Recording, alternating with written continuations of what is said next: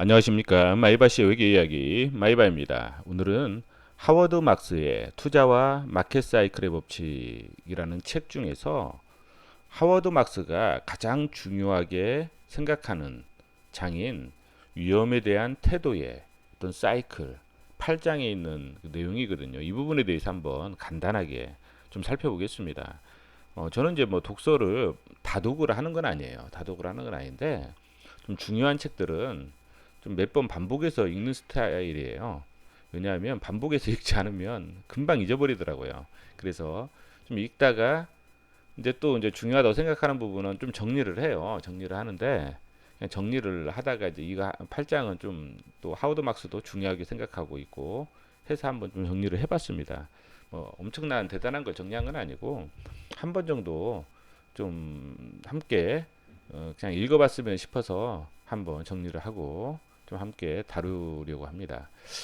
투자는 미래를 다룹니다. 제가 저번에 퍼에 대한 설명을 하면서 가격이 어떻게 보면 미래를 다룬다고 했잖아요. 이익은 과거를 다루고 그래서 시점이 좀 틀리기 때문에 그런 괴리들이 발생한다. 그런데 어때요? 미래는 알 수가 없잖아요. 그래서 리스크가 발생을 해요. 자, 여기 그래프를 보시면 하나는 리스크고 그 다음에 수익률이에요. 그래서 뭐예요? 리스크가 클수록 수익은 커진다. 보통 일반적으로 이렇게 알잖아요. 리스크가 클수록 수익은 커진다. 일반적인 해석은 뭐냐면 리스크가 클수록 수익은 커진다. 즉 위험한 자산일수록 더 높은 수익률을 가져온다. 그런데 하워드 막스의 해석은 뭐냐면 뭐 말이 되는 소리냐. 더 위험해 보이는 투자는 더 높은 수익률을 약속하는 것처럼 보여야 한다. 이런 말이지. 왜 그러냐면 그렇지 않으면 아무도 거기 투자하지 않을 것이기 때문이라는 거죠. 그러니까 뭐냐면 그 이렇게 위험이 큰 자산, 리스크가 큰 자산은 뭔가 더 수익률이 더 투자하면 더 많이 줄 것처럼 보여야 투자자들이 투자를 하지. 그렇지 않으면 투자를 안 한다는 거죠. 그래서 뭐냐면 여기 일반적인 해석처럼 리스크가 클수록 수익률이 커진다. 이 말은 뭐냐면 더 위험한 자산이 더 높은 수익률을 가져온다고 확신할 수만 있다면 이 자산은 처음부터 위험하지 않은 것이 되기 때문이라는 거죠. 그렇죠? 리스크가 클수록 수익이 커진다. 그러면 그건 더 이상 리스크가 아니라는 거죠. 확실한 수익이라면. 그렇기 때문에 하우드 막스는 뭐냐면 이 부분은 뭐냐면 더 위험해 보이는 투자는 더 높은 수익률을 약속하는 것처럼 보여야 한다.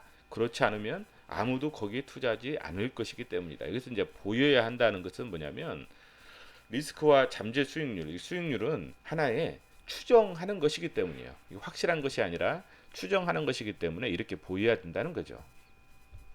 사람들이 어떤 추가적인 위험을 감수하려면 일반적으로 어때요? 위험이 커지는 것을 감수하는 대신에 그만큼 수익률이 높아지는 것을 기대를 해야 되는 거죠. 이것은 이 예시는 뭐 이 책에 있는 예시는 아니고 제가 한번 만들어 봤어요. 만들어 봤는데 자, 1번 투자는 이게 3년 이상 흑자 기업이에요. 과거 재무제표를 보니까. 그리고 순자산 이하의 주가예요. 뭐냐면 PBR이 1보다 적다는 거죠. 자, 그리고 실적이 미래 실적의 증가가 예상이 돼요. 자, 2번 투자는 3년 이상 적자 기업이에요. 지금 3년 적자 기업이에요. 순자산 대비 10배 주가 PBR이 10배가 넘는다는 거죠. 그리고 실적이 불확실해요. 그런데 이 뭐야? 지금 엄청난 테마주에 엮여 있어요. 자, 1번 투자를 포기하고 2번 투자를 한다는 것은 어때요? 아무래도 리스크가 더 있잖아요. 적자 기업, 그다음에 순자산 대비 10배, 뭐 추가적인 위험을 감수하는 거잖아요. 그렇죠? 근데 2번 투자를 한다는 것은 뭐예요? 1번 투자보다 더 많은 어때요? 수익률을 기대하는 거라는 거예요. 그렇죠? 만약 2번 투자를 했을 때 더 많은 수익률을 기대하지 않는다면 어때요? 훨씬 안전한 1번 투자를 할 것이잖아요. 1번 투자 훨씬 안전하잖아요. 실적도 증가도 예상이 되고 훨씬 안전하단 말이에요. 그런데 여기서 기대 수익률이라는 것은 말 그대로 기대하는 수익률이잖아요. 확실한 수익률은 아니란 말이에요. 따라서 리스크가 크다고 해서 수익률이 확실하게 클 수는 없는 거예요. 지나고 이제 복귀를 해보면 1번 투자가 어떻게 보면 2번 투자보다 저위험 고수익인 투자일 수도 있다는 거죠. 저위험 고수익인 투자일 수도. 이것은 그래서 우리가 좀 리스크에 대한 해석을 뭐냐면 리스크가 클수록 더 높은 수익률을 가져온다라는 것보다는 더 위험해 보이는 투자는 더 높은 수익률을 약속하는 것처럼 보여야 투자자들이 거기에 투자한다. 이런 식으로 접근하는 게 좀 더 투자에 있어서 뭐랄까 좀 더 안전하게 지속 가능하게 수익을 낼 수 있는 그러한 사항인 것 같아요.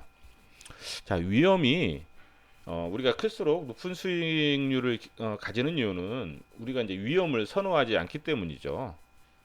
따라서 위험 회피는 투자에 있어서 필수적인 요소죠. 그래서 위험 회피자들은 그래서 좀 보상이 좀 많은 보상을 줄 때 위험이 따르는 투자를 합니다. 그래서 위험 회피는 뭐랄까요? 시장이 안전하고 이성적으로 유지시키는 중요한 요소예요. 그래서 위험 회피 투자자들의 행동은 보통 신중하게 접근하고 주의 있게 분석하고 또 보수적인 가정을 하고 일정 부분 회의론적인 시각을 가집니다. 그리고 더 큰 안전 마진을 요구하고 위험한 투자에 대해서는 그리고 위험한 투자에 건전한 리스크 프리미엄을 또 요구하고 그래서 더 높은 기대 수익을 요구하고 그 다음에 이해할 수 없는 거래에 대한 투자는 거부를 해버리는 거죠. 내가 이해할 수 없다 이 투자에 대해서 그러면 투자를 안 하면 되잖아요. 안 하면 된다는 거죠. 그래서 위험해 투자들의 행동이 이렇다는 거고 근데 이제 하워드 막스 같은 경우는 위험에 대한 태도가 변한다는 거예요. 이 때문에 투자자들은 투자 환경을 이제 바꾸게 된다는 거죠. 자, 긍정적인 사건이 일어났다고 생각해봐요. 온통 긍정적인 사건이에요. 그러면 뭐예요? 낙관주의가 팽배해요. 아, 잘 될 것 같아. 너무 지금 환경도 좋고 기업의 이익도 계속 증가할 것 같아. 낙관주의가 팽배해요. 그러면 위험을 수용도가 높아져요. 아, 이것은 더 이상 위험이 아니라고 생각하는 거죠. 리스크를 더 이상 리스크라고 생각을 안 하는 거예요. 위험 수용도가 높아져요. 그럼 뭐예요? 그 위험 수용도가 높아졌다는 것은 그만큼 리스크 프리미엄을 요구하는 게 낮아진다는 거잖아요. 내가 위험을 더 수용하지 않으면 낙관주의가 없다면 더 많은 위험하기 때문에 더 많이 나한테 프리미엄을 달라 이렇게 하는데 거기에 대한 프리미엄을 요구하지 않는다는 거예요. 그래서 요구 수익률은 떨어지고 요구 수익률이 떨어지면 어떻게 돼요? 당연히 위험자산 가격이 올라가죠. 반대니까 올라가고 그래서 위험자산 가격이 올라가면 어떻게 돼요? 가격이 높아진 자산은 훨씬 위험해지는 거죠. 위험해지는 거고 그래서 뭐냐면 리스크가 없다는 그런 믿음이 리스크의 가장 큰 원인이다. 리스크가 없다는 믿음이 리스크의 가장 큰 원인이다. 광범위하게 위험을 수용하고 즉 투자자가 위험을 아주 편안하게 느끼는 현상은 시장 하락의 가장 큰 징조라고 생각하시면 돼요. 좀 뭔가 투자할 때 편안하다. 뭔가 이게 투자하면 바로 수익이 날 것 같고 되게 편안하다. 그럴 때 제가 봤을 때는 시장 하락의 가장 큰 징조다. 어때요? 지금 시장은 어떤 것 같아요? 여러분들이 생각했을 때 좀 불편하죠? 그러면 그 리스크가 생각만큼 크지 않다는 거예요. 의외로 좋은 투자 환경이라는 거예요. 그렇죠? 우리가 왜냐하면 그 불편할수록 우리가 뭐예요? 프리미엄을 많이 요구하고 요구 수익률을 높게 잡고 뭐예요? 그렇기 때문에 안전 마진을 항상 생각하면서 투자를 한다는 거잖아요. 그렇기 때문에 망가지기가 쉽지 않은 시장이에요. 이런 시장이 의외로. 그래서 상황에 따라서 안전 마진이 많은 그러면서 성장성이 있는 그러한 투자 대상들이 상당히 많아요. 의외로. 그래서 이제 그런 부분들을 이제 공부하면서 투자하는 게 좋지 않나 그런 생각을 합니다. 그리고 이제 또 하나는 심리 사이클의 가장 중요한 특징 중 하나가 극단성이라는 거예요. 극단성. 그러니까 양극단 그러니까 시계 있잖아요. 그러면 이제 이렇게 시계에서 이제 이런 식으로 이제 움직이잖아요. 교종이 이게 양극단으로 움직인다는 거예요. 이렇게 심리가 딱 이렇게 합리적인 과정은 그렇게 많지 않다는 거예요. 양극단으로 이렇게 자꾸 움직이고 극단으로 움직이다가 다시 또 합리적인 상황으로 왔다가 다시 또 극단으로 움직이고 제가 처음에 퍼에 대해서 저저번 시간인가요? 퍼에 대한 오해와 이해라는 동영상에서 맨 마지막 부분에 우리가 주식 투자를 할 때 가정해야 될 게 세 가지를 제가 말씀을 드렸어요. 그 중에 첫 번째가 뭐냐면 뭐예요? 합리적인 합리적인 행동을 하려고 한 투자자들은 합리적인 행동을 하려고 한다. 합리적인 행동을 하려고 한다. 이 말은 뭐라고 했어요? 합리적인 행동을 하려고 한다는 것은 뭐냐면 합리적인 행동을 하는데 시간이 걸린다는 거예요. 그래서 상당히 이 심리 사이클에서 가장 중요한 특징 중 하나의 극단성인데 상당히 극단적으로 움직이는 심리가 합리적인 어떤 그 상황까지는 상당히 시간이 걸린다는 거예요. 이런 가정을 했어요. 그럼 그 가정이 이제 되면은 이런 부분들이 좀 설명이 돼요. 이런 부분들이 그렇죠. 하워드 막스의 이러한 극단성이 설명이 되는 거예요. 그래서 자 긍정적인 사건에서 이렇게 해서 뭐예요? 가격이 높아진 훨씬 위험해져요. 여기서 만약 꼭지에서 샀어요. 매수를 했어요. 그 다음부터 뭐예요? 주가가 좀 떨어지잖아요. 그럼 뭐예요? 나 투자하자마자 이제 떨어지는 거죠. 최근 투자 실패. 그렇죠. 계속 평가 손실이 증가하고 미래에 대한 부정적인 성향. 좀 떨어지면서 여러 가지 뉴스들도 좀 안 좋은 뉴스들이 나오고. 그래서 어때요? 이 사람은 이제 점점 부정적인 성향이 되고 깐깐한 주의를 기울여요. 그래서 지금은 어때요? 이익보다는 좀 본전을 좀 찾고 싶은 그런 손실을 더 고려를 하는 거죠. 손실을 피하기 위한 노력. 그리고 또 보수적인 생각, 극단적인 회의주의 또 빠져요. 점점 갈수록. 그러다가 이제 가면은 충분한 안전 마진을 가진 투자처를 발견하기가 불가능하다고 이제 생각을 해요. 아, 충분한 안전 마진을 가진 투자처는 없구나. 그래서 현재의 높은 리스크 프리미엄도 불충분하고 생각하고 그 쓸데없는 걱정을 많이 하는 거죠. 그래서 이제 뭐예요? 바닥에서 매도를 하는 거예요. 이게 상당히 극단적이죠. 꼭지에서 하고 바닥에서 매도하고 심리 사이클이 가장 중요한 특징 중 하나 극단적이라는 거예요. 우리가 어떤 합리적이란 어떤 가정을 두면 어떻게 보면 가치 투자를 할 수가 없는 거죠. 상당히 합리적인 행동을 하는데 시간이 걸린다라는 가정을 하면 때때로 비합리적인 투자를 할 수 있는 경향들이 많다는 거예요. 그러면 가치보다 어떻게 더 떨어질 수도 있고 그러면 그때 이제 안전 마진이 있기 때문에 투자를 할 수 있는 거잖아요. 그렇죠? 세상에서 가장 위험한 것은 뭐냐면 리스크가 없다는 믿음이에요. 뭔가 좀 과도한 낙관주의 이게 위험한 거예요. 그래서 어떻게 보면 우리가 뭐 버블이 생길 때가 이제 보통 리스크가 없다는 믿음이 있기 때문에 버블이 터지는 거잖아요. 그래서 우리가 항상 뭐 경기가 안 좋다 이런 거에 너무 매몰되지 않았으면 좋겠어요. 경기가 안 좋고 뭐 미중 무역 분쟁 어쩌고 저쩌고 하면서 이런 부분은 오히려 이런 시장은 뭐냐면 상당히 뭐예요 우리가 위험을 뭐예요 회의 뭐야 우리 투자 대상을 약간 회의적으로 바라보면서 어때요 리스크 프리미엄을 많이 요구하잖아요. 그렇기 때문에 안전 마진을 가진 종목을 고르려고 하기 때문에 더 안전해요. 근데 매수하기에 그래서 가장 안전한 시기는 되게 모두가 희망이 없다고 확신할 때가 어떻게 보면 가장 안전할 때예요.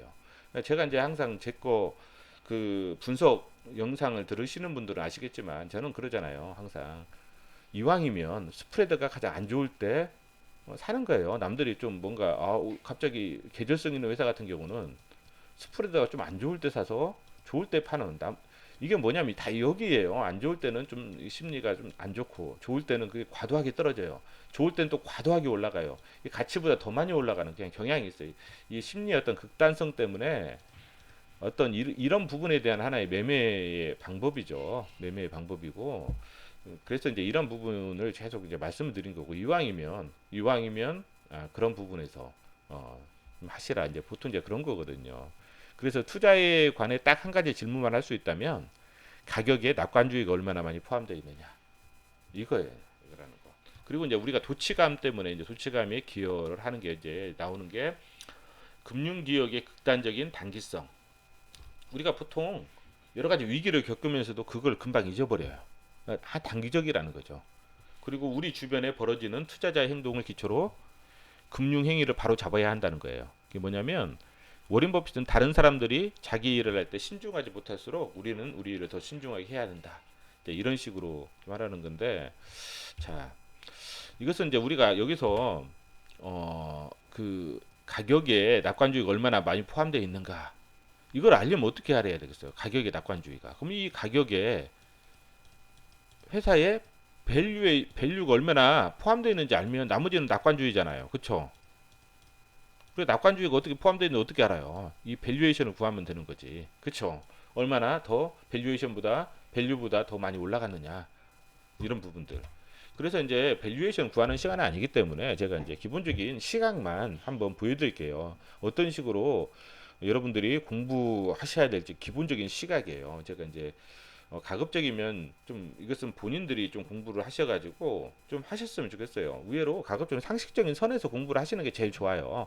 상식적인 선에서 공부를 하시는 게 제일 좋고 기본적인 시각은 이렇다는 거예요. 시간 가로는 시간축이고 시간은 뭐 세로축은 뭐냐면 하나는 순자산 가중치 하나는 이익가중치 이걸 보시고 이거를 가지고 한번 고민하시라는 거예요. 과거 현재라는 거는 뭐 거의 없다고 보시면 되죠. 우리가 지금도 계속 과거잖아요.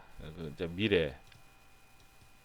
미래인데 자 우리가 이제 이게 순자산 가중치는 뭐예요? 이게 재무상태표잖아요. 거의 재무상태표라고 생각하시면 되고 그 다음에 이익가중치는 뭐예요? 손익계산서잖아요. 손익계산서.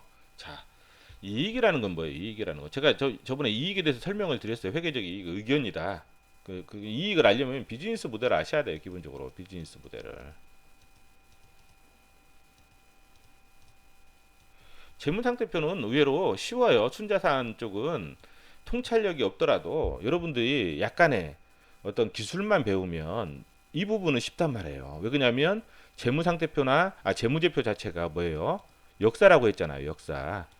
역사예요. 역사. 뭐냐면 이것은 역사이기 때문에 과거란 말이에요. 과거. 즉 과거에 어떤 여기서는 이제 우리가 이제 저 PBR 구한다. 아주 저 PBR 관련된 회사를 투자한다.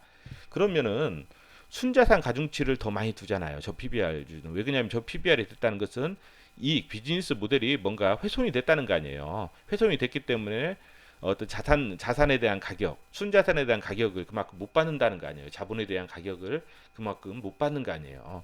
비즈니스 모델이 훼손됐기 때문에 이익이 어떤 성장하지 않고 뭐 사양 산업이라든지 이런 부분이 있기 때문에 저 PBR 그만큼 어떤 자본에 대한 가격을 못 받는 거 아니에요. 그렇죠?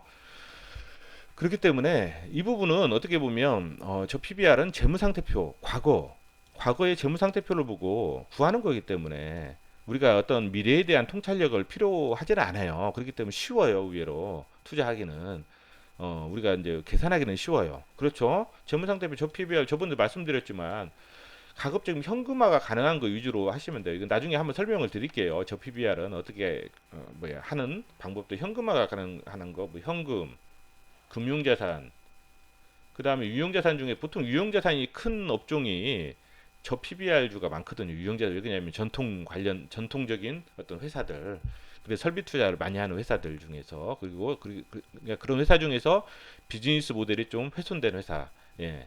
그래서 이제 그런 회사들인데 그래서 이제 뭐 유형자산은 부동산 이런 쪽이 좀 현금화가 되고 그 다음에 부동산 중에서도 제가 저번에 말씀드렸죠. 재평가 했느냐 안 했느냐. 재평가 여부 이런 부분도 해서 부채 중에서도 이제 매입 채무는 매출 채권과 상계시켜 버리면 돼요. 매입 채무는 매출 채권과 상계시키면 되고 선수금은 재고 자산과 상계 처리하면 돼요. 그래서 이 두 개는 빼면 돼요. 매입은 매출 채권과 상계시키고 선수금은 재고 자산과 상계시키고 나머지 주체를 가지고 이제 이걸 빼면 되는 거예요. PBR을 구할 때. 저 개인적으로 이런 식으로 구해요. 이런 식으로 구하고 그 다음에 뭐 여러 가지 이제 무슨 또 PBR 재고 자산 중에서도 뭐 락앤락 같은 경우 있잖아요. 락앤락 이런 데는 이제 또 재고 자산 중에서 100%를 빼는 게 아니라 이제 이 중에서 이제 할인 판매가 가능한 재고 자산들이 있어요. 할인 판매가 한 뭐 30% 할인 판매한다 이런 식으로 뭐 이런 경우에는 뭐예요? 재고 자산 중에서 좀 오래된 것들은 뭐예요? 재고 자산 중에서 한 30%는 오래됐다. 그럼 30%는 할인 판매해서 할인을 시켜가지고 이제 플러스 시켜주고 이런까지도 좀 하고 아니면 내가 그냥 이런 거 빼고 계산하겠다 하면은 빼고 해도 안전마진으로 이렇게 그 중에서 난 고르겠다 이제 하면 이제 그렇게 할 수도 있는 거죠. 그쵸?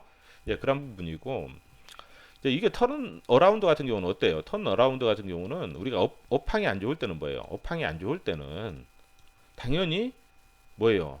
과거에 있는 재무상태표를 가중치를 많이 써야 되겠죠. 왜? 재산이 얼마나 있느냐, 그냥 업황이 안 좋을 때 얼마나 버틸 수 있느냐 이걸 봐야 되잖아요. 현금이 얼마나 많이 있느냐. 그래서 현금이 많이 있어가지고 남들 이렇게 다 포기할 때 난 버틸 수 있느냐 이걸 봐야 될 거 아니에요. 그래서 업황이 안 좋을 때는 순자산 가중치 과거 그 이제 업황이 좋아져 가지고 업황이 이익이 난다. 그때부터는 뭐 이익 가중치를 더 줘야 되겠죠. 이익 가중치. 이때는 뭐 이쪽 부분하고 뭐예요? 좀 반대 투자죠. 처음에는 이익이 조금 나잖아요. 고퍼가 될 수밖에 없는 거예요. 고퍼일 때 투자를 해서 나중에 이냐면 레버리지 효과, 영업 레버리지와 재무 레버리지 효과 때문에 매출이 증가하는 것보다 이익이 증가하는 게 훨씬 더 크다. 그러면 뭐예요? 당연히 나중에는 저퍼가 될 거 아니에요. 그때 이제 파는 이제 그러한 전략으로. 그래서 이게 오히려 어려워요. 턴어라운드는 우리가 말은 쉽지. 이게 뭐 개선이 된 것처럼 생각했는데 또 안 되고 이런 경우들이 많거든요. 그래서 제가 봤을 때는 어느 정도 이익이 나고 조금 이익이 나고 그 다음에 현금 흐름이 영업활동 현금 흐름이 좀 많이 턴 어라운드 되면 중간에 뭐 그런 부분들을 전방사는 우리가 볼 거 아니에요. 좀뭐 5G 같은 경우도 뭐 나중에는 가잖아요. 그러면 이런 부분들은 그리고 또 뭐 좀 지금 전방사람이 좋은 수주가 많이 되는 업종들이 있잖아. 이런 부분들은 뭐냐면 중간에 이 변동은 무시하고 그냥 이 방향성을 보고 투자를 해야지. 이걸 갖다가 뭐 정확한 밸류에이션을 구해서 내가 얼마다 이건 얼마기 때문에 미래 현금 흐름이 얼마기 때문에 뭐 현재 가치가 얼마고 이런 식으로 투자하기에는 쉽지가 않은 거거든요. 이런 식으로 투자하기는 쉽지가 않은 거고 이건 방향성을 보고 가는 부분이고 그 다음에 ROE나 이게 펀은 뭐 이익이잖아요. 비즈니스 모델을 연구할 수밖에 없는 거예요. 비즈니스 모델을. 그래서 이 이제 보통 이제 이 이익을 연구하는데 과거의 이익을 연구해야 되겠죠. 과거 이익 연구해서 이익률 좋고 ROE가 좋고 이런 부분들 평균 내고 미래에도 이게 지속이 될 건지 이제 미래도 이제 고민을 하셔야 된다. 그래서 이 미래를 고민을 해야 되기 때문에 미래에 대한 가중치가 높아지기 때문에 뭐예요? 이 부분이 어려운 거예요. 어려운 거. 통찰력도 있어야 되고 어려운 부분이고 그 다음에 이익 자체가 비즈니스 모델을 연구하는 거기 때문에 상당히 어려운 부분이에요. 이쪽 투자하는 게. 그래서 이런 부분은 공부를 좀 많이 해야 되는 그런 상황이고 자 우리가 이제 보통 ROE가 저번에도 말씀드렸지만 퍼보다 높다. 이런 경우에는 회사에 악재가 있다는 거라고 했잖아요. 악재가. 그러면 악재를 분석을 하는 거예요. 이때는. 자, 이게 일회성이다. 일회성을 어떻게 하냐? 만약 세무조사를 해서 세금을 낸다. 그건 일회성이잖아요. 돈 내고 끝나는 거잖아요. 그 다음에 무슨 뭐 소송이 걸렸다. 어떤 뭐 여러 가지 페널티를 어긴 그런 것 때문에 소송이 걸렸다. 그래서 뭐예요?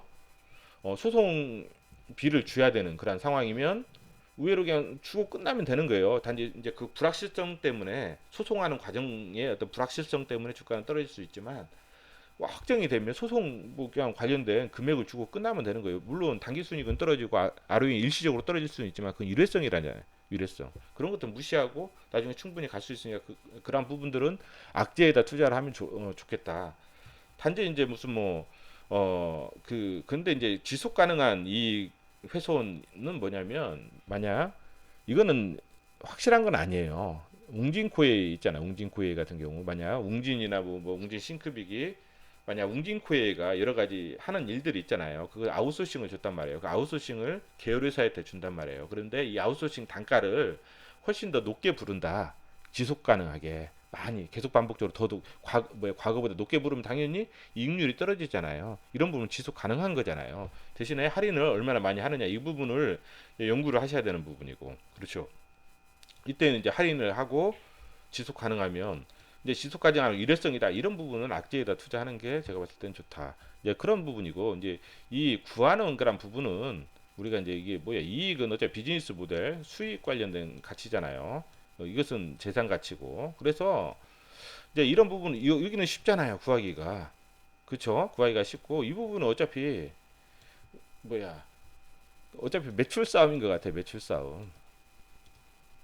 예, 매출이 성장하느냐 무슨 최소한 이 과정 이 부분을 이 방향성이라도 예측하는 훈련을 좀 지금부터 하시는 게 좋을 것 같아요. 이거 자체도 안 되는데 뭐 미래 현금 흐름을 예상을 해서 뭐 현재 가치 구하고 이거는 솔직히 좀 그렇거든요. 제가 봤을 때는 매출의 방향성만이라도 제대로 예측을 해서 이렇게 하고 이제 그러한 부분들은 차근차근 하나의 시행착오 겪어 나가면서 이제 좀 해 나가시는 게 좋을 것 같아요. 그래서 이제 오늘은 뭐 어떤 그 하워드 막스의 위험에 대한 태도의 사이클과 기본적인 그 밸류를 구하는 기본적인 시각에 대해서 한번 좀 설명을 드렸습니다. 왜냐하면 이 가격에 낙관주의가 얼마나 많이 포함되어 있는가 이거를 알려면 기본적으로 밸류를 기본적으로 구해 놓고 그래야 낙관주의가 얼마나 포함되어 있는지를 그래야 좀 파악을 할 수 있으니까 충분히 그랬습니다. 오늘은